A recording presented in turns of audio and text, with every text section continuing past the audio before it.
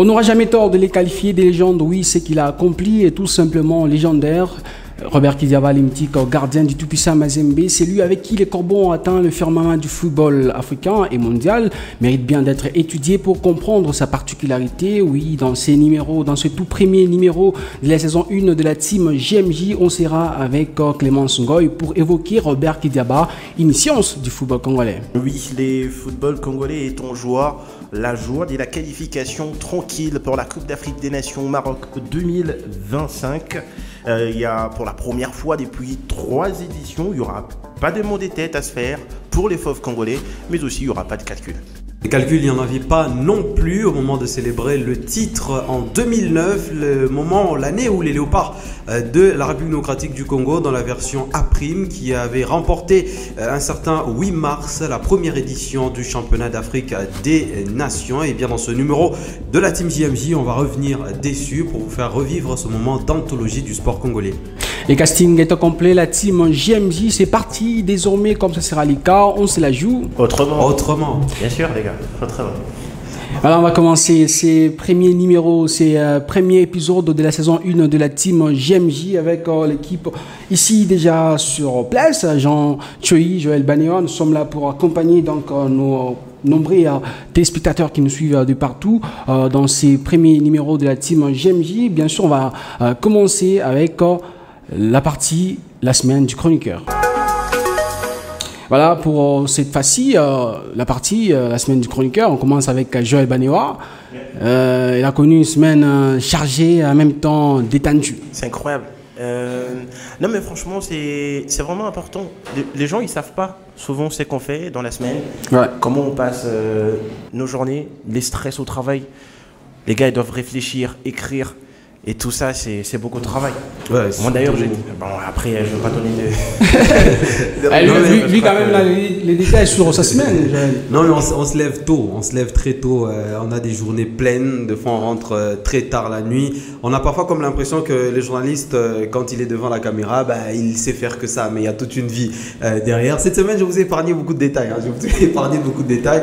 C'était vraiment j'étais très pris avec les différents tournages. Mais quand même, tu t'es détendu tout au long de cette semaine. Évidemment. Il faut toujours de la détente. Oui, on va suivre déjà la semaine de Joël Banéwa dans cet élément.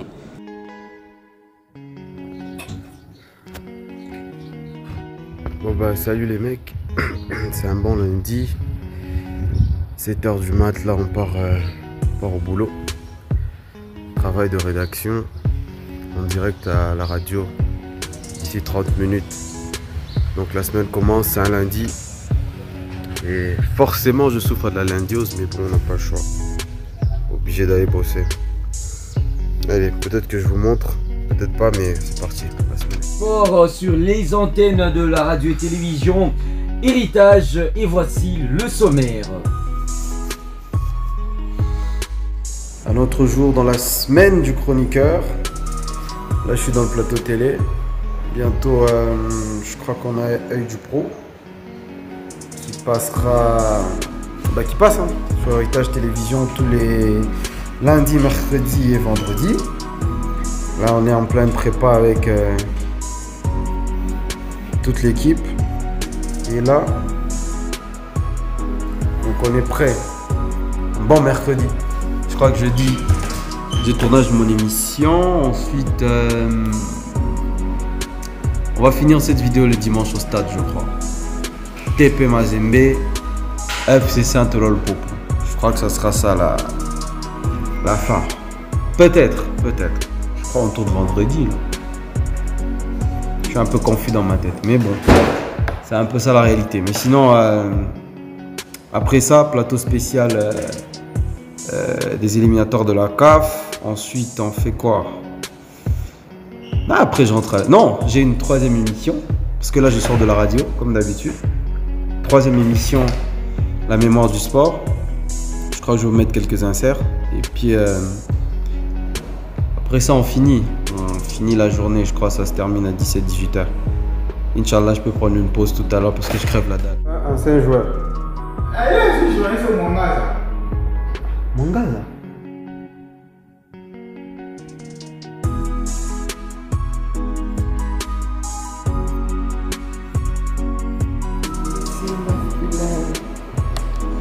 Présence et maman savela. Ok.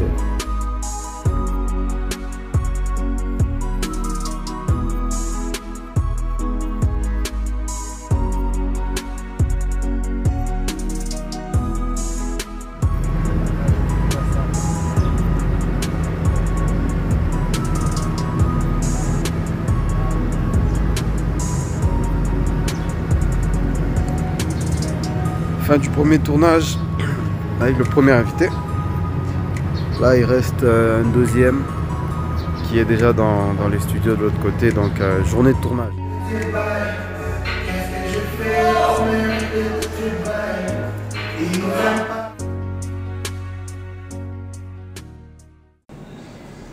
Voilà, c'était Ismen, riche en couleurs, on va dire. Travail, détente. Après, s'il y a eu des dire si elle était riche en couleurs ou Vraiment pas. Non, mais Je crois que nos semaines Ouais. qui suivent, elles se ressemblent un tout petit peu. C'est vrai. On a un peu de temps. On va dire nous sommes dans la routine, la routine, La je veux dire. routine. Ouais. On a des semaines routinières et je vois vraiment pas ce qui change. Mais le plus important, c'est de trouver au moins un moment de divertissement. Moi, c'est ça que j'ai aimé dedans. Ouais, surtout Donc, ça. je Pour la pense que détente, question de. Les mains, de l'esprit, la Ouais. régénération, ça demande toujours assez de détente. évidemment. Non, mais les gars, Ouais, Joël, Non, mais si- on a vu la vidéo, c'était quand même. Bon, c'était le mélange de tout. Donc, Non, la mais détente, le travail. S'il y a quelqu'un qui prend du temps pour se détendre, c'est moi dans ce studio. C'est moi. parce Évidemment, que- ouais. Non, mais il le faut parce que la pression, en fait, plus tu la subis, tu risques de vieillir avant l'âge, mon cher.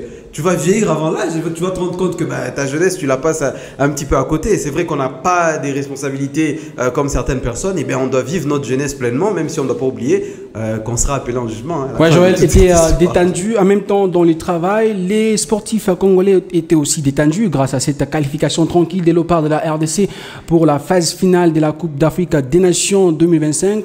Jean Choi, pour une première fois, on n'aura pas des calculettes. oui, sur les 3 dernières années, les Congolais sont peinards. Effectivement, une qualification arrachée face à des équipes que je pense prenables. On était dans une poule pas aussi compliquée que ça. La Tanzanie, l'Éthiopie, et puis la Guinée que je redoutais un tout petit peu, mais vous savez ce qui s'est passé à la Fédé guinéenne. On a viré l'entraîneur, il y a des joueurs qui venaient presque pas, et tout ce qui va avec. Donc je crois que c'était un groupe très malléable, très bon, pas ça pour la République démocratique du Congo. Maintenant, derrière, il y a la manière au fait. Parce qu'on prend aucun but sur les 4 matchs des éliminatoires à la Coupe d'Afrique des Nations. Et puis, si vous faites une association, vous cumulez les 4 matchs plus les matchs des éliminatoires à la Coupe du Monde, vous êtes à 8 matchs. On va revenir d'ailleurs avec les statistiques de Léopards de la RDC sur les 6 matchs joués, éliminatoires à Coupe du Monde en 2026 et aussi les éliminatoires de la Coupe d'Afrique des Nations compilés. Et donc, on va suivre d'abord ce qu'a été la rencontre à RDC Tanzanie, 2-0 pour les Léopards de la RDC. On revient pour refaire le match.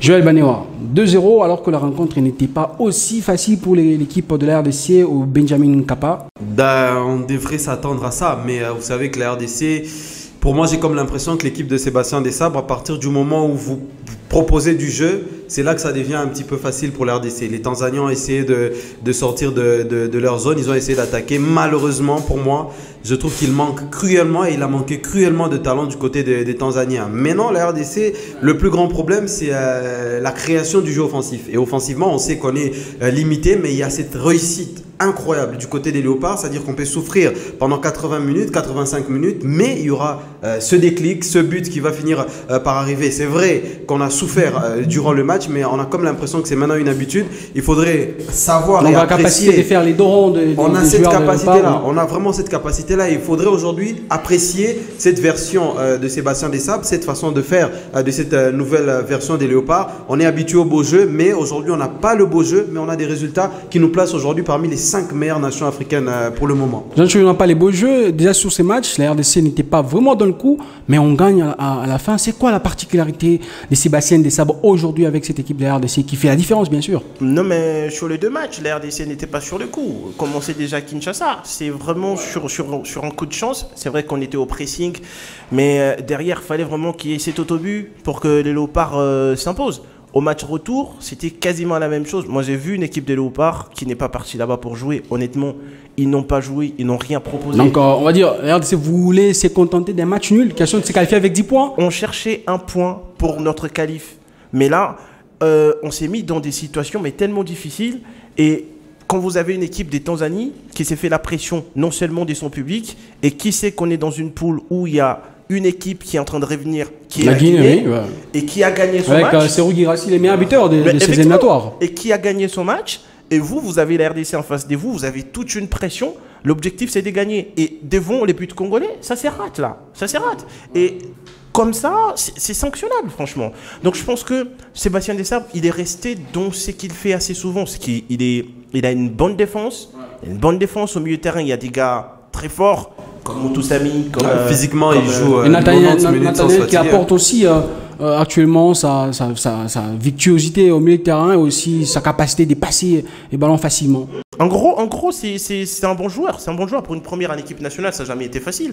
Ouais. Et sur ces matchs-là, franchement, moi, ça fait partie de mes coups de cœur parce que les gars, quand ils rentrent, on sent qu'il apporte un nouveau vent. C'est lui le détonateur. Effectivement. Mais C'est lui qui a tout déclenché. Évidemment, mais il y a quand même Méchac qui a marqué 2 buts. Ça faisait longtemps que Méchac a marqué 2 buts dans un match de la RDC. C'est d'ailleurs le joueur le plus prolifique sous l'ère Sébastien Desabre parce qu'il a mis 6 buts et 4 passes décisives et ça fait de lui un joueur important. Et Méchac, on le dira peut-être pas assez, mais vous remarquerez ensemble avec moi, à chaque fois qu'il débute les matchs, il est différent que d'un Méchac qui fait une entrée en cours de match. Donc aujourd'hui, on a critiqué tous son match contre la Tanzanie au Stade des Martyrs, mais au match retour, il est remplaçant, il rentre, c'est lui qui marque 2 buts. Donc Sébastien Desabre, il a la maîtrise de son collectif, mais je crois qu'il doit aussi comprendre qu'il y a de ces joueurs-là, en termes des statuts, c'est vrai, ils sont importants, mais ils sont performants en deuxième mi-temps. Pour revenir peut-être à la question, moi je pense que la RDC, elle s'impose, elle gagne, pas parce qu'elle a du beau jeu, pas parce qu'elle a du spectacle, mais parce qu'elle a un groupe.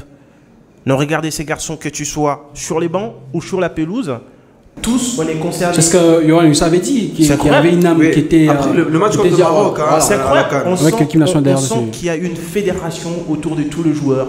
Tout le monde, ils ont l'objectif. Beaucoup, ils rentrent, ils savent que c'est un match difficile, mais c'est lui qui s'est permis, franchement, de bousiller l'équipe tanzanienne et d'aller chercher cette occasion qui nous rapporte ses buts, ses premiers buts.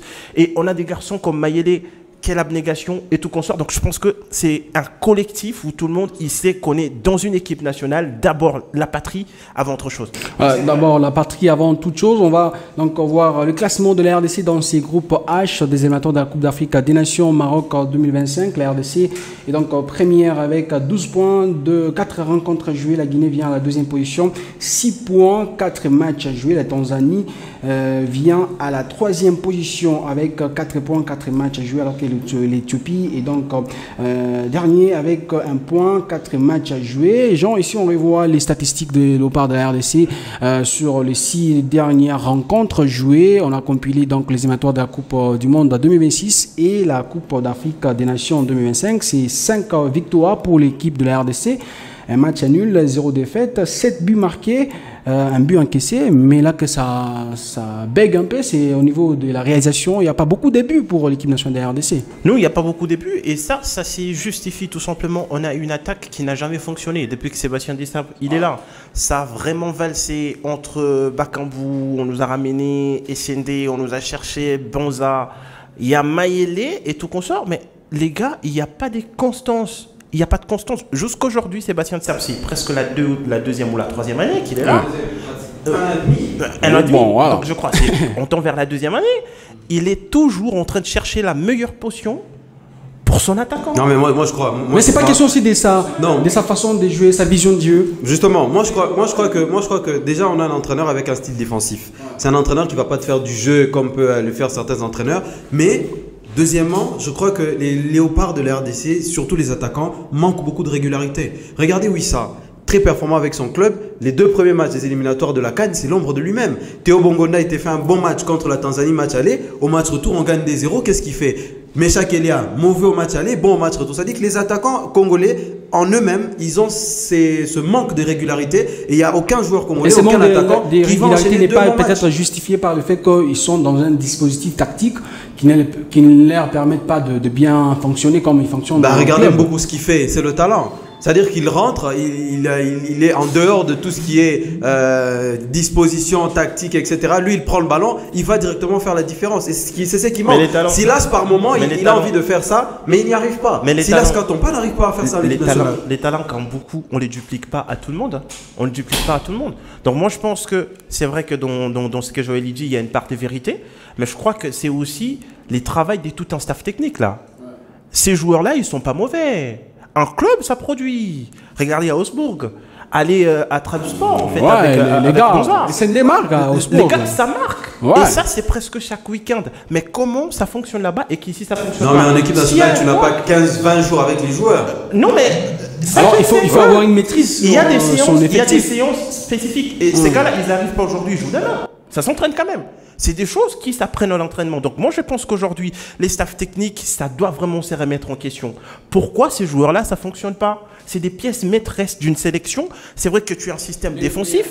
Tu as un système défensif. C'est évident, on va pas finir. Mais ton système défensif, il ne va pas gagner les matchs. Hein. C'est évident. À lui seul, il ne gagne pas les matchs. C'est évident, on ne va pas finir ces sujets sur une mauvaise note parce que déjà, ça parle d'une qualification de la RDC à la phase finale de la Coupe d'Afrique des Nations, sans calcul pour une première fois à 4 victoires en autant de rencontres. C'est pas donné à tout le monde. Pour nous qui ont débuté avec l'équipe nationale dans les années 2000, c'est une première. C'est une première. On est tranquille, on est allé. C'est peut-être une première. Si on reste dans notre histoire, c'est une première. C'est une première. Donc c'est une réussite non négligeable. On ne va pas jeter des pierres sur ce bassin, même si ça marche pas. C'est plus à apprécier qu'à critiquer. Évidemment. Ils sont en train de se suffire. Mais non, on est qualifiés. Nous ne sommes pas tombés Rappelez-vous d'où Sébastien Desabre a pris l'équipe nationale. Regardez là où il a ramassé l'équipe nationale. Il y en a aussi qui l'ont trouvé à la rue et qui en ont fait quelque chose. Non, ce qu'il lui fait, c'est ça. Donc, c'est pas lui les dieux mires, je fais. Mais attention, il y a quelqu'un qui a marqué quand même les esprits dans le monde du football congolais et même africain. Mais après, il y a une chose, s'il vous plaît, il y a une statistique remarquable. Okay. On doit aussi en faire pas. Mais Meshak Elia, on n'en parle pas trop, mais c'est presque lui, les 5e ou les 6e joueurs qui a les plus marqué avec l'équipe nationale. Avec combien de buts? Il est à 11 buts. Alors, quand on sait que. Les 6e à 11 buts? Ouais, effectivement. Le premier à combien? Il en a 22. C'est Dieu merci Mbokani. Jusqu'aujourd'hui, c'est une statistique. Alors on n'a pas donc raison d'étonner sur Sébastien Desabre parce que ça ne marquait pas depuis tous les temps. Mais après, si notre meilleur buteur après forcément, Elia n'est pas forcément dans son premier rôle de marquer à tout moment. Non, je suis en train de dire que deuxième, il est troisième. Je suis en train de dire qu'on n'a pas vraiment raison d'étonner sur Sébastien Desabre parce que c'est qui ne marque pas, parce que déjà quand on rentre dans l'histoire, parce que la RDC, ça ne marque pas vraiment. 22 buts pour le meilleur buteur de la sélection. D'une nation aussi grande que la RDC, 3 fois championne d'Afrique. Ouais, je disais, il y avait quand même quelqu'un qui a marqué l'histoire dans le monde du football congolais et africain, on va dire, parce que c'est une légende du football africain. Il est même repris parmi les légendes de la CAF. Lui, c'est Robert Kidiaba qui fait office d'un focus dans cette premier, on va dire, ces premiers numéros de la team JMJ, c'est derrière ça. Le gardien des buts dans le football moderne occupe un rôle crucial qui va bien au-delà de la simple tâche d'arrêter des tirs. De nos jours, le gardien des buts est souvent impliqué dans la construction du jeu avec l'évolution du football. Il est devenu essentiel qu'il soit à l'aise avec le ballon au pied, capable de passer, dribbler ou même tirer. Cela permet à l'équipe de sortir proprement de sa moitié des terrains et de créer des occasions. Un bon gardien, au-delà d'avoir une bonne vision, il peut intervenir dans une attaque. Dans l'attaque en contre-attaque précisément. Ça veut dire, quand on parle de contre-attaque, c'est quand on récupère le ballon dans son tiers défensif et on est à mesure de faire une relance pour jouer à 2 ou 3 touches afin de marquer. Avec l'évolution des tactiques de jeu, les gardiens doivent s'adapter à différents styles. Certains entraîneurs privilègent un gardien libéraux qui joue haut et participe activement à la défense contre les contre-attaques. Et le modèle le plus probant est l'Allemand Manuel Neuer. Dans le football actuel, un bon gardien doit posséder une combinaison des qualités physiques, agilité, force, rapidité et endurance. Ces compétences lui permettent de se déplacer rapidement sur la ligne, de plonger pour arrêter des tirs et de gérer les situations de 1 contre 1. Sur le plan physique, c'est un joueur qui doit beaucoup travailler plus la force. En travaillant la force, il tient compte du membre inférieur. Parce que travailler bien la force du membre inférieur, il a la possibilité de jouer les 1 contre 1. Il peut tomber sur le ballon et c'est pourquoi il doit bien travailler sur lui. Au-delà de ça, il doit faire un travail et des mains comme de mains et des doigts.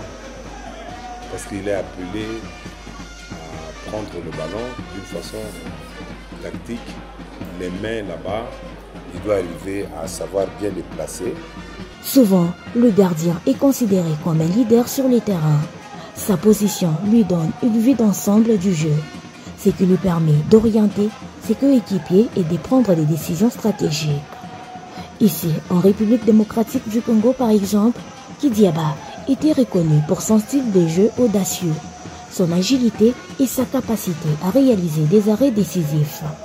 Cela a fait de lui un mur infranchissable pour les attaquants adverses. Mais ce qui le distingue encore plus, c'est sa personnalité.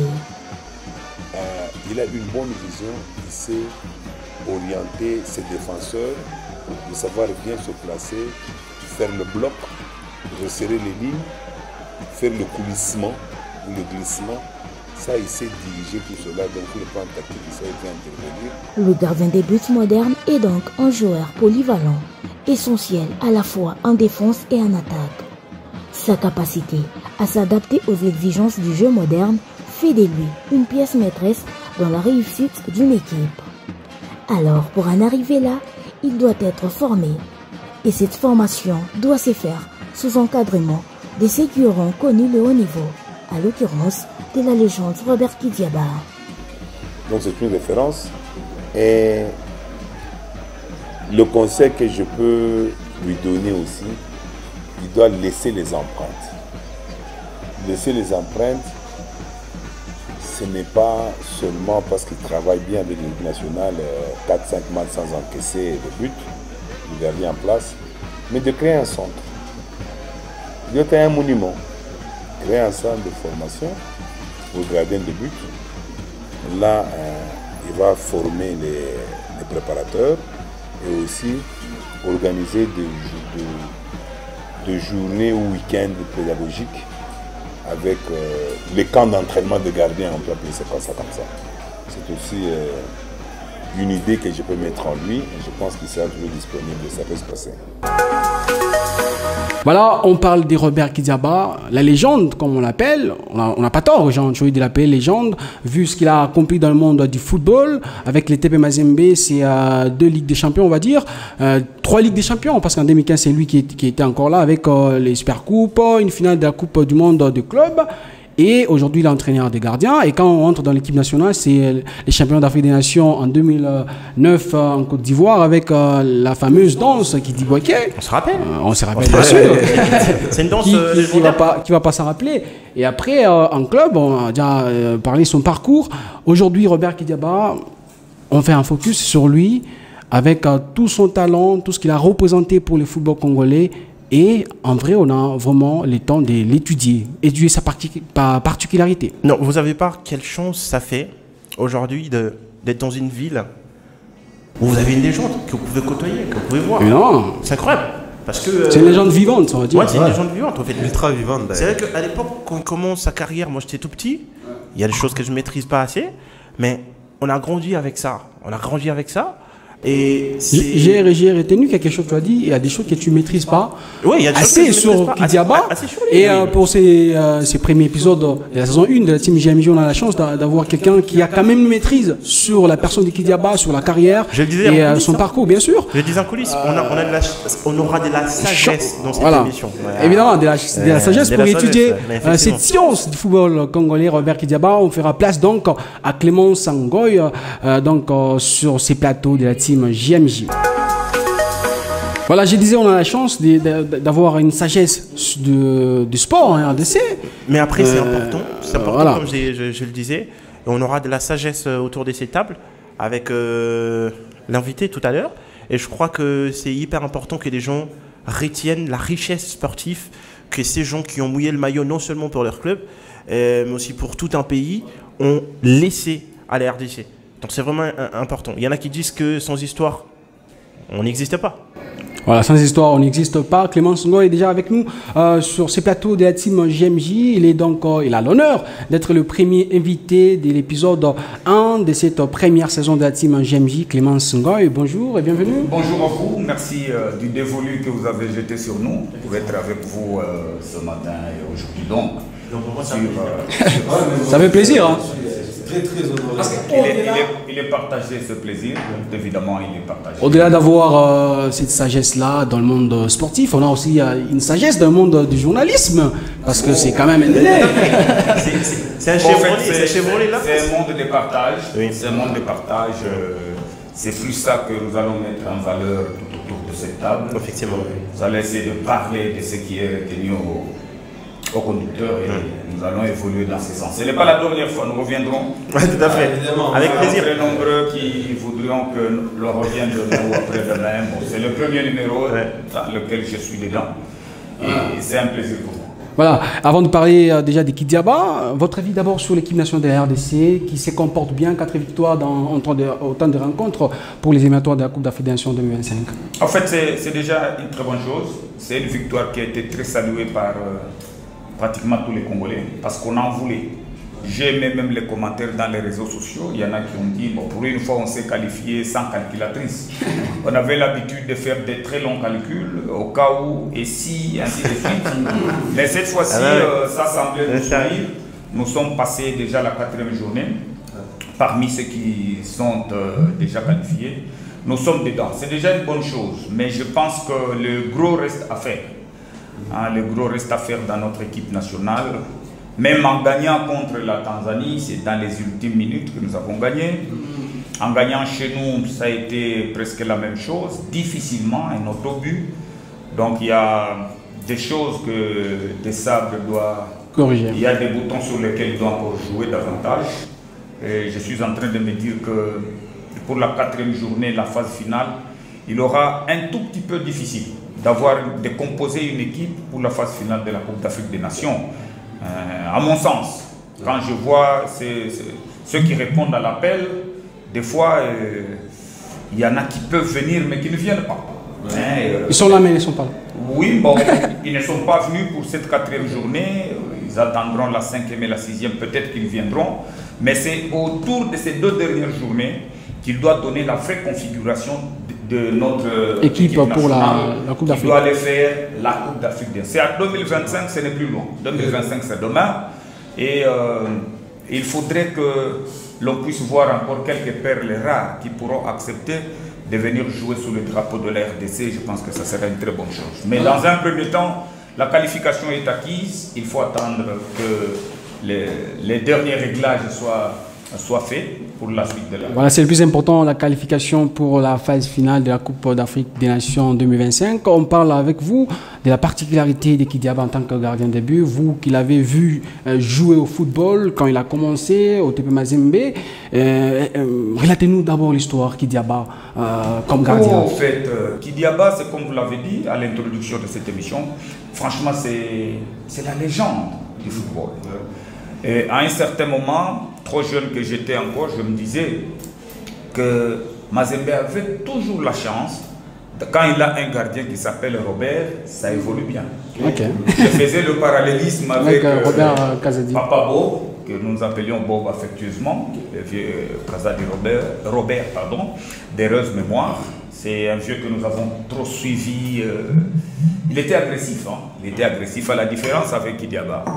Et lui, c'est vraiment un agneau. Kidiaba, c'est la douceur. Vraiment un agneau. Je ne l'ai pas encore vu se fâcher.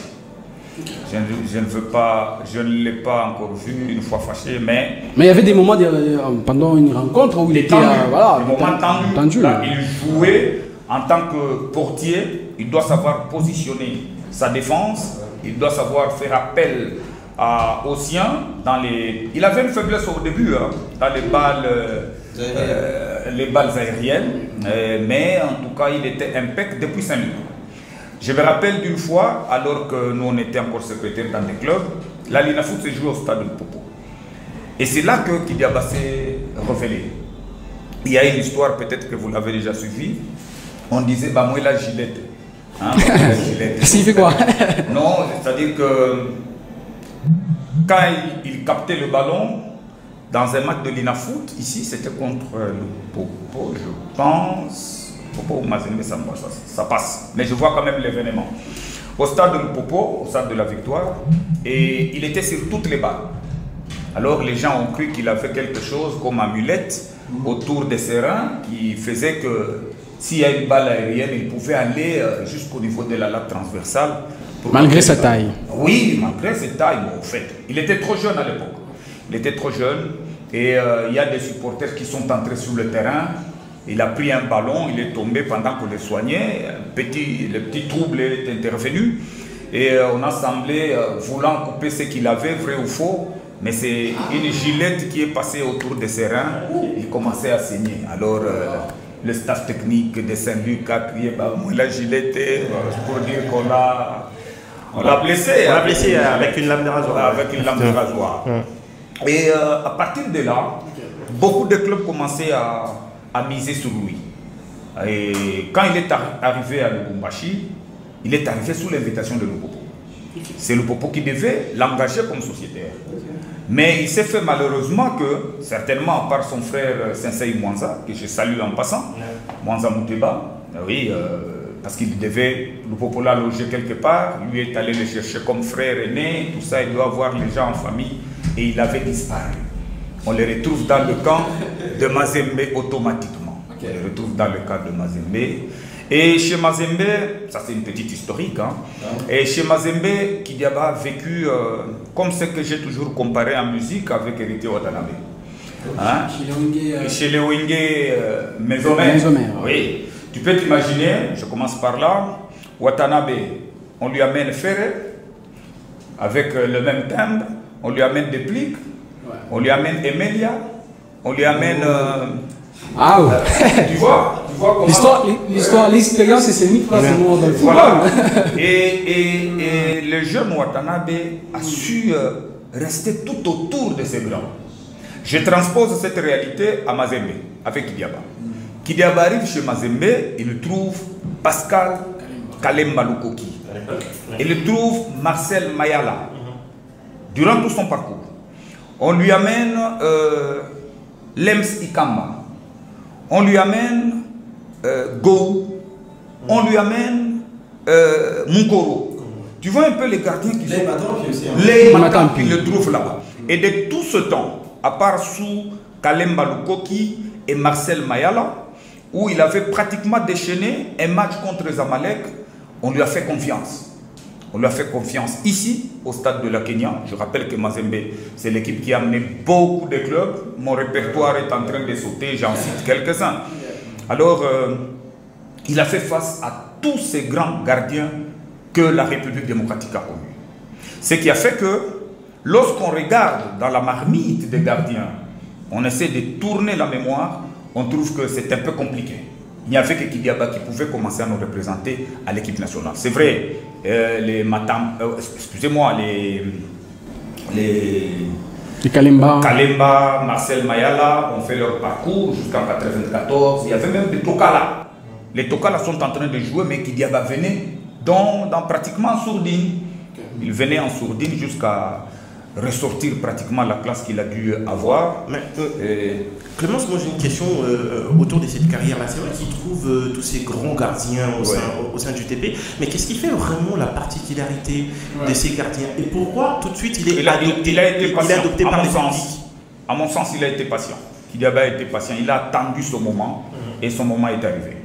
Son moment est arrivé au départ de, comme je le disais tantôt, au départ de Marcel Mayala et Kalemba qui sont partis. Et Mazembe, quand il joue contre Orlando Pirates ici, il prend déjà la forme. Donc là, Kidiaba commence à inspirer confiance. On pouvait dire dans une équipe nationale, il faut qu'il vienne, il faut. Mais comme les autres étaient encore là, il fallait attendre pratiquement vers le championnat d'Afrique des Nations pour que Kidiaba se révèle complètement et qu'il puisse aller. Maintenant, au-delà de l'aspect qu'il a été patient au TP Mazembe, même à l'équipe nationale, en tant que gardien sur le plan technique, tactique, qu'est-ce qui faisait la particularité de Kidiaba? Oui, c'est sa mobilité. À un certain moment, excusez-moi, moi j'ai ma belle famille tout autour de la maison parentale de Kidiaba, mais maman Kabouiza qui est décédée, c'est notre maman. Elle est sa maman, biologique, paix à son âme. Elle est d'heureuse mémoire parce qu'elle nous a donné des directives. Non, papa, Boukoueri, c'est comme ça, on s'est marié comme ça, tout ça. Et paix à notre maman, je l'aime bien. Alors, j'étais souvent dans son quartier, avec les Bamoukouboua Jean Senoué, les Kalenga Kimbiri Kité, ils sont nombreux. Ce quartier-là, c'était un quartier qui produisait beaucoup d'athlètes sous forme de yoga, karaté. Tu as vu son frère aîné qui est un karatéka. Oui, qui est un karatéka. Donc il était plus très habile sur ses pieds, même dans sa démarche, quand vous voyez qu'il va marcher, c'est un peu rapide, comme son fils Genovic. Vraiment. Alors ça faisait un atout pour lui, ça faisait une force. À un certain moment, il y avait un match contre Alali, je pense, non, Espérance sportive de Tunis. Non, la jeunesse sportive de Kabylie. Ils sont allés jouer à Tizi Ouzou. Là, il n'est pas encore gardien, je pense, à Mazembe, il n'est pas, ce sont les Mabiga qui étaient là. Et quand il est rentré en vacances, un jour, il a dit, les buts que ce gardien a pris, si c'était moi, je ne les prendrais pas. Alors, nous, on a cru que c'était juste une blague. Et c'est vrai, quand il est arrivé sur les poteaux de Mazembe, il a sorti sa classe et nous avons commencé à croire à lui. Et on l'a adopté tout de suite. Oh, nous l'avons adopté, nous tous. Nous avons adopté, nous tous. Vous avez vu, même quand il a pris sa retraite, moi, personnellement, je ne lui croyais pas. Je me disais. Et pourquoi vous ne croyez pas à cette retraite-là? Moi, quand je vois il est dans les perches et de notre équipe nationale. Il est dans les perches de notre équipe nationale. On joue contre la Tunisie. Et de l'autre côté, c'est Ali Boumnigel. C'est le gardien qui a pris sa retraite, qui a eu une longévité en tant que gardien dans les perches de l'Espérance de Tunis. Quand je vois Aladari, de l'autre côté, je pense qu'il avait de bonnes écoles où il a tiré de bons réflexes. Il a compétit contre les équipes ayant aligné de très bons gardiens et il a appris beaucoup de là. Mais, disons, moi j'ai une question. Est-ce qu'on peut faire un peu une sorte de comparaison? Aujourd'hui, on a eu de bons gardiens au pays en dehors des Kidiaba. Je pense par exemple à un gardien, celui des Sangabalende Kalamba Katembu, qui est, à mon sens, l'un des bons gardiens des 5 dernières années, mais qui n'a jamais décollé. Ça coince où, personnellement, pour ces garçons-là qui viennent aujourd'hui? Ils n'ont pas décollé. C'est vrai, on a eu des bons gardiens, à l'image de Kalamba. Ils sont deux, les frères. Oui, les frères Kalamba. Je les avais beaucoup appréciés. Je continue à les apprécier. Bon, c'est vrai que l'âge. Le plus grand ennemi de l'homme, c'est son âge. C'est la même chose que nous tous. Après, mais les choix aussi des carrières. Oui, mais pour les footballeurs. Quel qu'en soit la carrière, à moins que les choix qu'ils font. À moins que vous soyez enseignant, ou plus vous vieillissez, plus vous prenez de l'expérience. Oui, mais si ça, c'est un travail physique. Vous serez combattu par votre propre âge. C'est notre premier ennemi, c'est l'âge. Donc, Kalambaï a été révélé avec un âge un peu plus avancé. Avec un âge un peu plus avancé, il a été révélé, ça c'est mon point de vue personnel et je l'ai toujours dit à quiconque voudra m'écouter. Kalamba a été révélé avec un peu de retard. Si il était, tout en étant trop jeune, où Mazembe est en train de prendre les Bafouafouas dans le Kasaï, je pense que à cet âge, avec les Joël Bafouafouas, si Kalamba était pressé de quitter son milieu ambiant, il serait déjà parti. Hein. Aujourd'hui, il serait un autre Kalamba. Et je ne dis pas qu'il est mal, je dis qu'il est bien. Et que... Mais c'est ce retard, il a décollé en retard. Moi, j'aimerais savoir si Robert Kidiaba aurait peut-être pu prétendre à une carrière en dehors des frontières de la RDC. Aujourd'hui, en République démocratique du Congo, on a comme l'impression qu'il avait à un certain moment presque tout fait, presque tout donné, mais il avait le potentiel de peut-être évoluer en Europe. Après, pour compléter la question, il est quand même parti au Brésil à un moment. C'était une annonce ou bien il est parti même jouer au Brésil? C'était une annonce. En tout cas, je ne sais pas. Vous savez, ce qui est vrai dans la petite expérience que nous avons dans le foot, dans les sports en général, ils sont rares, les gardiens, même dans leur formation. C'est maintenant qu'il y a même une formation de gardiens. Donc les gardiens que nous avons connus chez nous ici, c'est des gardiens qui venaient de la rue. Chacun de son talent inné, il amène ce talent pour le football. Et la plupart, c'est comme ça. Les Paulin Tokala, les Mayala, et j'en passe les mêmes. Même les Kazadi Robert, tout, on a eu ça ici. Les Papa Kalambaï, jumelles. C'est comme ça que c'est venu. Mais après un certain temps, on est resté sur cette lignée-là. On est resté sur cette lignée et nous avons la période de Kidiaba, parce que c'est de lui que nous parlons plus. On parle de Kidiaba. Il est venu de là. Mais il est venu au moment où les gardiens ne jouent plus comme ça jouait autrefois. Imaginez-vous, je vous donne les lois du jeu, comment ça a évolué. Même la réglementation du football, comment elle a évolué. L'autre fois, vous l'avez peut-être appris, un match se joue, c'est toi mon adversaire, l'entraîneur te rappelle ou bien tu es soigné dehors, moi je viens, je t'attends jusqu'à ce que tu rentreras. On a vu ça ici, au stade de la Guerre. Donc on laisse les autres jouer. Et les entraîneurs avaient l'habitude de dire, toi tu ne joues qu'avec lui. Or le football n'est pas comme tel aujourd'hui. Donc, même chez les gardiens, les choses évoluent. Autrefois, vous pouvez faire la remise du pied sur un gardien. Il ramasse des deux mains et il relance le jeu. Mais aujourd'hui, il y a beaucoup d'interdictions qui sont venues de l'International Board. Donc on révise les textes, on révise la manière de jouer le football, on donne au football une bonne manière, une façon développée. Le football qui commence à se jouer même sur Nintendo, hein, excusez-moi de faire ça. Mais ça devient un peu serré. On commence un peu à imiter ce qui s'est fait sur le plan technologique. On avait des arbitres qui n'avaient pas des oreillettes. Aujourd'hui, on en a. Hein, on n'avait pas de VAR. Aujourd'hui, nous en avons. Et c'est comme ça que Kidiaba, c'est un gardien autodidacte. Et moi, je ne dirais pas qu'il y a quelqu'un dans ce pays, à moins que lui-même nous les révèle. Je ne vois pas quelqu'un qui peut dire, même chez Mazembe, qu'il était en train d'entraîner Kidiaba pour qu'il devienne ce qu'il est devenu. Donc c'est un autodidacte dans son jeu. Il a réussi sa carrière de ses propres efforts, mais aussi d'un bon encadrement qu'il a trouvé à Mazembe. Voilà. Mais une autre question, c'est peut-être un point de vue sur le football congolais actuellement. Dans le meilleur club, on n'a que des gardiens expatriés. On n'arrive pas à avoir des gardiens locaux. C'est quoi le problème? Est-ce qu'il n'y a pas assez de formations de gardiens? Ou bien bon, on ne fait pas assez confiance aux gardiens qui sont formés ici en République démocratique du Congo? Bon,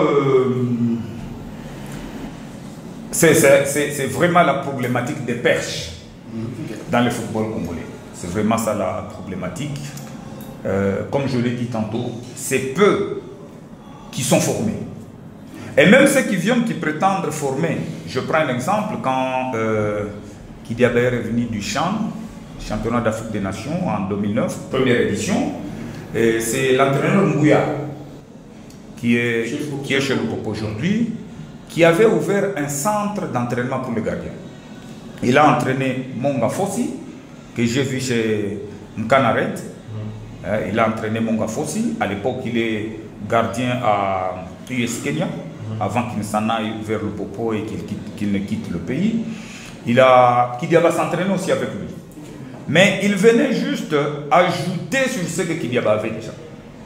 Donc j'ai vu Kidiaba, comment il apprenait même aux autres à plonger. J'ai vu comment Kidiaba apprenait à placer les murs. C'est la force d'un gardien. C'est la force d'un gardien. Et ça a toujours été une qualité pour Kidiaba. Ça, je l'ai oublié. Dans le placement des défenseurs. Le placement de ses défenseurs. Selon la position du ballon, il sait c'est où qu'il doit placer les plus élancés. Soit c'est du plus élancé vers le plus petit. Ainsi de suite. Donc, on n'a pas de gardiens formés. Ça, c'est tout à fait vrai. On n'en a pas. Et même maintenant, en fait, maintenant, ceux qui sont formés sont en train de venir. Dans les équipes, les grandes équipes que nous avons aujourd'hui, vous allez voir qu'on fait confiance plus aux gardiens qui viennent de nationalités. Et nous avons des difficultés d'avoir notre gardien qui évolue au pays. Le dernier, c'était Kidiaba, qui évolue au pays et qui peut être dans les perches de notre équipe nationale. C'est-à-dire essayé, mais ça n'a pas vraiment tenu. Oui, en ce moment-là, nous commençons à recourir aux binationaux. C'est ainsi que nous avons les Berthaud, les Bassi, Fayoulou.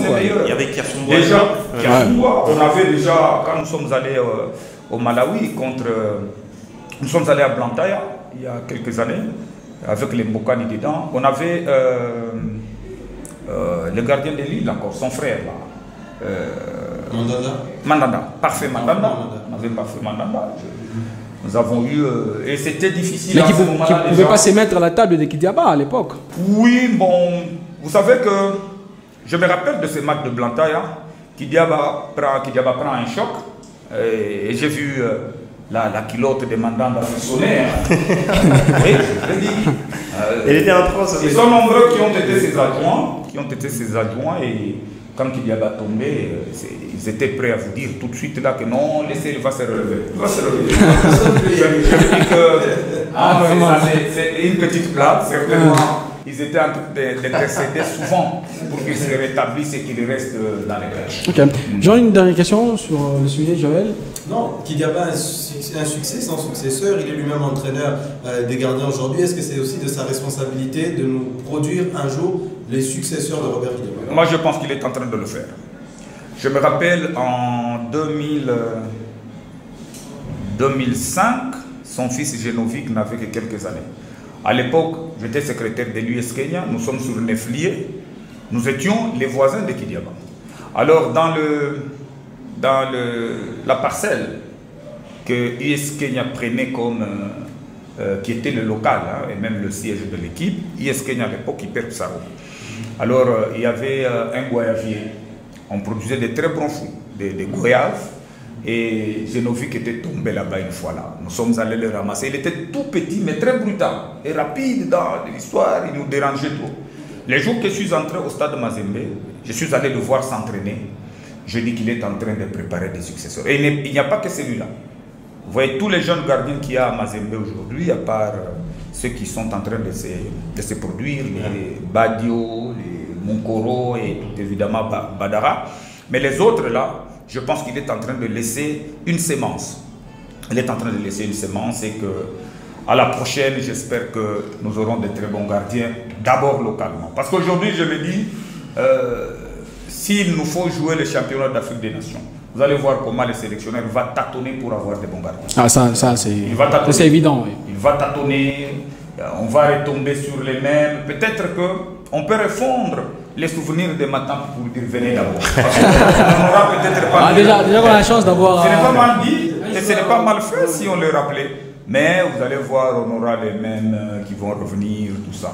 Nous avions des gardiens ici tels que Mukawa.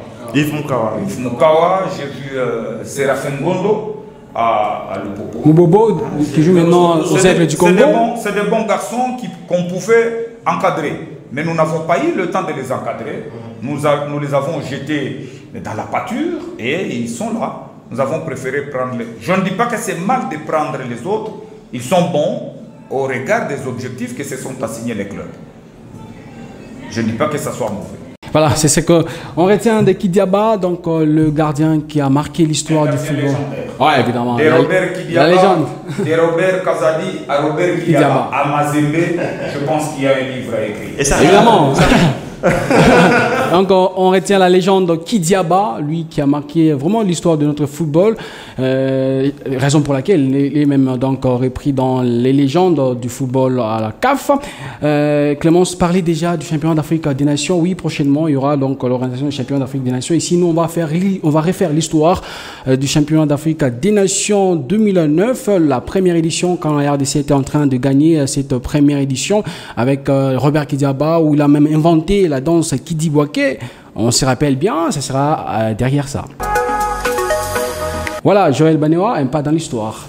Un pas dans l'histoire, évidemment, avec ce succès historique de la République démocratique du Congo en 2009. La RDC marquait une page historique de son football en remportant la première édition du championnat d'Afrique des Nations CHAN organisé cette année-là en Côte d'Ivoire. Ce tournoi était inédit et ça mettait en lumière les talents évoluant exclusivement dans les championnats nationaux africains. Et la RDC y voyait donc là une occasion de briller avec un championnat qui marchait plutôt bien. Sous la houlette du sélectionneur Moutoubile Santos, les Léopards entraient dans la compétition avec beaucoup de détermination, portés par des joueurs emblématiques comme Robert Kidiaba, Trésor Poutou, mais aussi Alain Kalutuka Dioko, tous issus du championnat national et notamment du prestigieux tout-puissant Mazembe Anglebert. Leur parcours dans la phase de groupe où ils affrontaient des équipes redoutables comme le Ghana et la Libye montrait déjà une équipe étincelante en quête de gloire. Et le 8 mars 2009, au stade Félix Houé-Boigny d'Abidjan, la République démocratique du Congo a affronté le Ghana en finale. Et ces jours-là, les Léopards ont dominé leur adversaire avec une maîtrise et une intensité qui allaient sceller leur place dans l'histoire de cette compétition. Le capitaine Trésor Poutou-Mabi ouvrait la voie avec le but qui a ouvert le score et suivi bien sûr d'Alain Kalutuka Dioko qui avait marqué le deuxième but et scellé donc la victoire de la République démocratique du Congo avec donc un succès 2-0 face aux Black Stars du Ghana. La RDC devenait donc la première nation à soulever le trophée du CHAN, un moment de fierté nationale qui soulignait le potentiel des talents locaux en République démocratique du Congo. Cette victoire symbolisait non seulement le triomphe d'une équipe, mais aussi la renaissance d'un football congolais en quête de renaissance. Le CHAN de l'année 2009 restera à jamais gravé comme un moment phare pour les Léopards, une source de fierté et d'inspiration pour les générations à venir dans le football de la République démocratique du Congo. Fais-moi ta tasse. Je respire. Une très belle histoire, ça me rappelle beaucoup de choses. En 2009. C'est émouvant. Une autre belle histoire parce que je disais tout à l'heure que j'étais petit à l'époque. Ouais. Moi je me rappelle, il n'y avait pas d'école. Vous avez 12 ans. J'avais 12 ans à l'époque. Et Seulement. Alors, nous parler de évidemment. Et l'ANCA, le CHAN, le championnat d'Afrique des Nations, est né d'une volonté d'un homme, d'une réflexion d'un groupe d'individus qui s'appelle les présidents des fédérations d'Afrique. Avec tout évidemment Constant Omari Selemani. À l'époque, on a Issa Yatou, qui est président de la CAF. Le Nigeria avait Jacques Onuma. Et donc il y avait ce genre de têtes qui ont beaucoup pensé, qui ont beaucoup réfléchi sur les réformes qu'il fallait apporter à notre football. Parce qu'on n'avait que la CAN, Coupe d'Afrique des Nations, et après la refondation des compétitions interclubs en 2003, parce qu'en 2003, les compétitions sont refondues, on crée la Ligue des Champions, on crée la Coupe de la Confédération. La Coupe de la Confédération qui est née de la défunte Coupe d'Afrique des vainqueurs de coupe. Oui, et l'autre dans des clubs champions. Alors on refond, on obtient les deux compétitions dans un premier temps. Et avec Issa Yatou, on a réfléchi de l'avenir des joueurs qui jouent au pays. Okay. Nous avons beaucoup de joueurs qui jouent au pays, mais qui n'avaient pas souvent la chance. C'était un cas réel pour toutes les fédérations et tous les pays. Il y a des joueurs qui ne savaient pas, qui n'étaient pas retenus dans les sélections pour faire les A. Alors, on a eu l'idée de créer ce championnat-là. Et en le créant, je pense qu'il n'y en avait que 8. Hein. Oui, c'était la première édition. La première sélection, c'était 8. Beaucoup avaient hésité d'y aller. Il voulait voir un peu quel serait l'avenir de ce championnat. Notamment l'Égypte qui a boycotté. L'Égypte qui avait boycotté.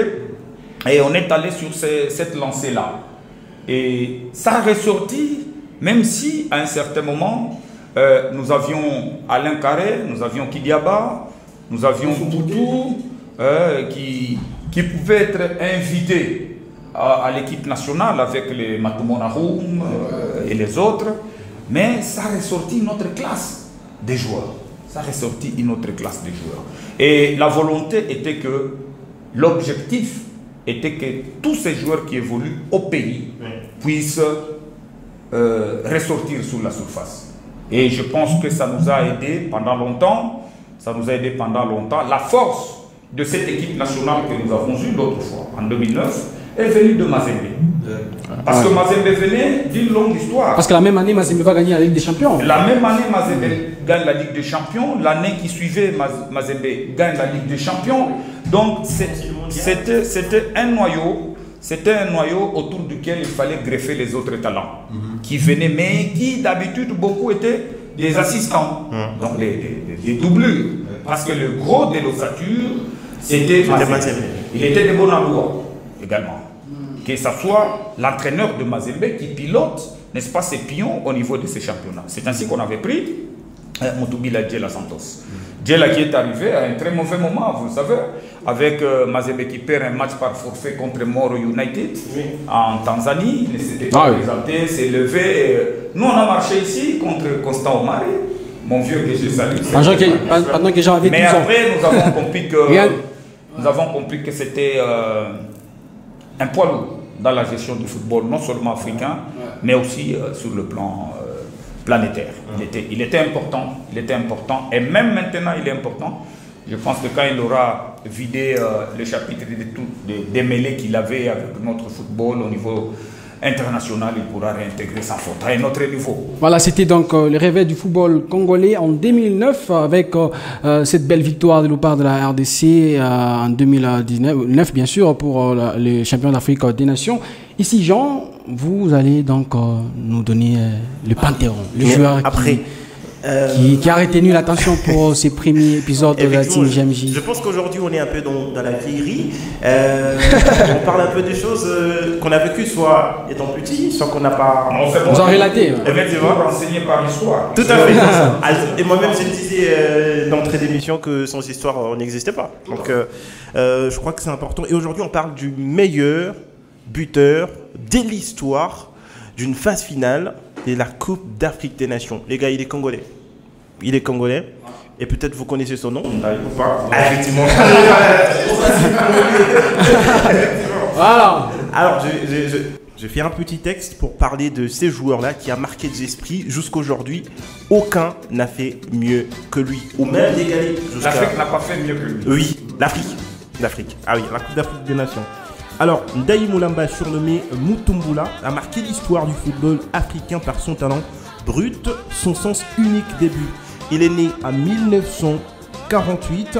Cet attaquant congolais s'est distingué lors de la Coupe d'Afrique des Nations 1974. J'imagine, je sais pas. J'étais là. Ah, heureusement. Allant déjà à l'école. Ah oui, c'est vrai. Où il inscrivait un record de 9 buts en 6 matchs, menant donc les Zaïre, l'actuelle République démocratique du Congo, à la victoire. Son parcours en club, principalement à l'AS Vita Club de Kinshasa, fut tout aussi glorieux, avec un titre des champions de club en 1973. Ça c'est sûr, hein. 73 avec Vita Club, 74 avec la sélection nationale. Ses prouesses sur les terrains lui ont valu une place au sein de la première équipe africaine à participer à une Coupe du Monde. C'est en 1974 en Allemagne de l'Ouest. Même si la compétition mondiale fut difficile pour les Zaïre, l'actuelle RDC, avec une expulsion controversée lors d'un match contre le Brésil, Moulamba est et reste une icône de la fierté sportive congolaise. Cependant, sa carrière fut assombrie par des difficultés hors du terrain. Dans les années 1990, après avoir été victime d'une agression violente à son domicile, Moulamba subit une blessure au genou qui les cloua dont une chaise roulante. Malgré les souffrances, il conservera son aura dignitaire et bien sûr qui marque toute la génération. Il tenta alors d'essayer de reconstruire sa vie en Afrique du Sud où il est malheureusement décédé en 2019. Vous le savez tous ici. Et aujourd'hui encore, son nom résonne comme un symbole des talents, de courage, de résilience pour le football congolais et africain. Moulamba n'est pas simplement un joueur, il incarnait l'espoir de tout un continent. Maintenant, la Coupe d'Afrique des Nations 74, moi je ne l'ai pas suivi. J'ai vu quelques extraits. Moi je pose la question principalement à Clémence parce que lui il était là. Mais jeune. Jeune, oui, jeune. Comme tu l'as été. Tout à fait. Ah, tout à fait. Mais qu'est-ce que ça faisait à l'époque d'avoir un joueur qui sort d'un club qui vient de gagner l'actuelle Ligue des Champions, je crois. Et tout de suite, ils font la CAN. Et c'est lui qui est au promotoire, au fait, au sommet de son art. 9 buts marqués. Et ils font la Coupe du Monde pour la première fois pour un pays noir. Et comment on a parlé de lui à l'époque, vous qui étiez jeune comme nous? Bon, je me rappelle d'un moment aussi comme celui-là. Parce que j'ai vu nos aînés qui sont revenus de la Coupe du Monde avec des... À l'époque, il n'y avait pas la voiture. Bon, on pouvait donner les VW, mais il y avait des Vespa. Oui. Il y avait des Vespa et à l'époque, il y a le président Mobutu qui avait honoré toute notre sélection. Et on avait donné à chaque léopard des costumes, toque, là, le petit chapeau à peau de léopard. Donc, même il y a des photos qui est comme ça avec le président Mobutu. Il y a eu une petite reconnaissance, mais qui n'a pas trop duré. On ne l'a pas pérennisé. On l'a pas pérennisé. Quand vous voyez aujourd'hui ceux qui ont fait la Coupe du Monde 74, c'est nos papas, tout évidemment. C'est nos papas et le football les a... Au fait, nous les reconnaissons par leur prouesse, mais ils ne sont pas récompensés. Oui, ils ne sont pas récompensés, malheureusement. Et il n'y a même pas. Moi, si tout m'était donné de penser à eux, chaque trophée qu'on organiserait au Congo, on aurait organisé par exemple challenge, comme on le faisait, challenge Papa Kalala, on avait organisé. Le Lubumbashi, on pouvait organiser un challenge Kazadi Robert, ça ne ferait pas du mal. On pouvait organiser, ne serait-ce qu'une coupe au nom de Moulamba. Si nous-mêmes, nous ne savons pas le faire, qui le fera pour nous? Je vous donne un exemple. Quand j'étais secrétaire à l'EFLOU, j'avais organisé une super coupe que nous avions nommée à l'époque Alexis Kabembo Ayou. Moi-même étant de la presse, je me suis dit non, je vais valoriser un aîné. Nous sommes beaucoup qui sont passés par sa main et il fallait les relever. Nous avons organisé une super coupe avec Fulbert Simbi qui a donné beaucoup dans le football dans cette dernière génération. Nous l'avons fait. Donc s'il y a des volontés, ne serait-ce que, vous pensez qu'aujourd'hui, vous dites que nous organisons un challenge Ndaï Mutumbula et que vous frappez aux portes des sponsors, vous ne les aurez pas. Nous les aurons. Nous les aurons. Nous jouons une Coupe du Congo sans dénomination. On l'appelle seulement Coupe du Congo, tout simple. Sans dénomination. Bon, si tel est le cas, moi je pense que c'est un travail que nous avons. Vous et nous, peut-être que nous qui sommes partis avant vous, nous avons échoué cette bataille. Mais vous qui êtes jeunes, restez dedans. Ce que le père n'a pas fait, les fils, s'ils ne le font pas, c'est leur faiblesse.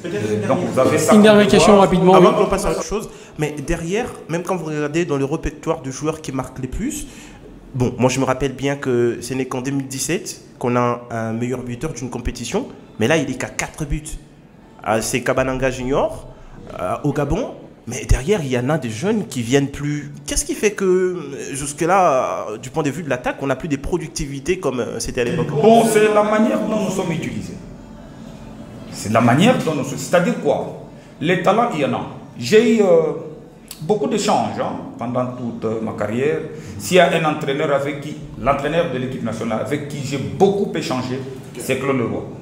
Ah, okay. J'ai eu beaucoup de temps d'échanger avec Claude Leroy et je sentais en lui quelqu'un qui avait des propos révolutionnaires. Donc c'est quelqu'un, en vous parlant du football au Congo, il vous dit que ceux qui sont au pays sont mieux que ceux qui sont en Europe. Par exemple. Il vous dit ça, que ceux qui sont au pays sont mieux que ceux qui sont en Europe. Pendant ce temps-là, les Mayels n'étaient pas découverts. Vous n'allez pas dire qu'il est très mauvais. Les Méchaks, il y a été au pays. Vous n'allez pas dire qu'il n'était pas bon. Hein? Vous comprenez? Donc tout ça, ça me fait dire, moi personnellement, que c'est nous qui devons vanter nos talents. C'est nous qui devons, à tout prix, faire la promotion de ces talents. Il a failli un minimum dépenser pour que Trésor Mputu soit connu tel qu'il est connu. Moi, je me rappelle quand il arrive, le premier caméraman avec qui nous sommes allés l'accueillir à l'aéroport, c'était Moukouboua Jean-Marc Kitenge, personne. Et celui qui m'avait envoyé à son temps, c'était Karl Noisy. Il me dit, il y a un petit joueur de Mazembe qui est venu, mais je n'ai jamais dit ça à Trésor, que mais voici, c'est moi qui t'avais accueilli. Je n'en ai pas besoin, c'est un travail que moi j'avais fait. Oui, c'est un travail que moi j'avais fait. Il arrive avec Patrick Saint-Saint. C'est un Mazembien, barbe blanche avec un peu de cheveux blancs. Il est sur Kin Center. Kin Center, si vous passez là-bas, posez-lui la question. On commence à faire la promotion d'un joueur comme celui-là. Première titularisation, c'était contre le Bombashi Sport, je pense. Il a fait des merveilles et tout est parti de là. Toutes les caméras étaient étaient braquées sur lui. Et il est parti. Mais la controverse, c'est qu'il ne fait pas la Coupe du Monde des clubs. Ça peut être son plus grand. Il ne fait pas. Le meilleur moment de Mazembe, Trésor Mputu n'a pas connu ce moment-là. Au panthéon de sa carrière, il n'a pas fait la Coupe du Monde. Voilà. Ça doit être ça son grand regret. Mon regret aussi, parce que moi, en 2010, nous sommes à Abu Dhabi. J'ai vu toute une presse internationale mobilisée pour chercher Trésor Mputu. Malheureusement, il n'était pas avec nous dans la délégation. Et c'est lui qui lui a chippé la vedette. C'est Robot. Robot. Mais qui n'était pas joueur. Qui n'est pas joueur, mais qui était animateur. Toute la capitale des Émirats. Les gens se sont déplacés de Deira, de Dubaï, pour venir voir. Oui, posez la question à tous ceux qui ont été là. Robot, personne âme. C'est quelqu'un, pour entrer au stade, il fallait le protéger. Le premier match contre Pachuca, la FIFA refuse que la fanfare entre. Mais quand les Congolais sont entrés, on a forcé, ils sont entrés avec leur fanfare. C'était électrisé du premier, juste. Même s'il était arrivé à Mazembe d'être éliminé avant, de ne pas atteindre la finale, je pense que la fanfare serait restée. Aujourd'hui, on a retenu donc dans le Panthéon Ndaï Mutumbula, lui qui a connu donc les hauts niveaux du football congolais, parce que lui, il a participé donc à la Coupe du Monde. La seule participation d'ailleurs de une coupe, une phase finale de la Coupe du Monde, c'était avec lui. Donc c'est le premier joueur qu'on retient dans notre Panthéon de la team JMJ. On va dire, c'est par là qu'on va mettre un terme à ces numéros. Le premier épisode, on va dire, de la team JMJ, Joël Banewa. La semaine prochaine, on revient encore avec force. Déjà, dans notre sujet focus, on va évoquer donc l'appartenance des pasteurs aux équipes de football. Est-ce quelque chose de normal? Est-ce que les pasteurs peuvent supporter les clubs de football? C'est donc le prochain sujet de la team JMJ. Non, le dé est jeté. Il faut se réarmer pour venir avec un... Tout à fait. Pourquoi ils viennent? Donc ils ont deux types d'enfants. Ils ont brebis et bouc. Brebis à l'église et bouc dans le football. Mais quand même, le football, c'est le plus grand divertissement, on va dire, aujourd'hui. Les pasteurs, ils ne peuvent pas... C'est un divertissement, le football. Le football est devenu le business. Un business, oui. C'est un jeu qui génère de l'argent. Si c'était dans d'autres jeux, on l'aurait appelé les jeux de hasard. Voilà, c'est par là qu'on mettra un terme à ces premiers épisodes de la saison 1 de la team JMJ. On dit merci de nous avoir suivis. On va revenir la semaine prochaine avec de nouvelles choses. On va vous faire vivre donc l'histoire de notre football, le moment de gloire, et aussi vous donner quelques joueurs qui auront marqué l'histoire dans notre partie Panthéon. On se retrouve à la prochaine.